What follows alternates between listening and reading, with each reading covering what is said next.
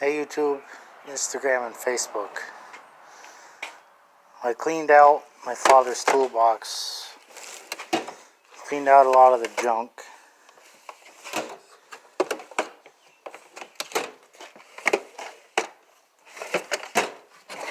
Actually, I cleaned out all the junk.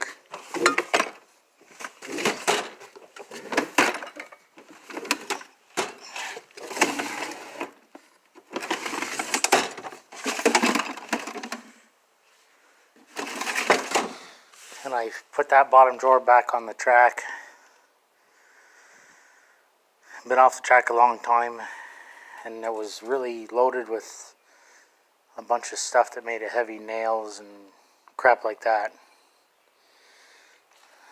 And I cleaned out the top box, which is that gray one over there. Threw all the crap it was in that too. So I'm going to stick it back where it belongs. Well, I'll get a tool here out later.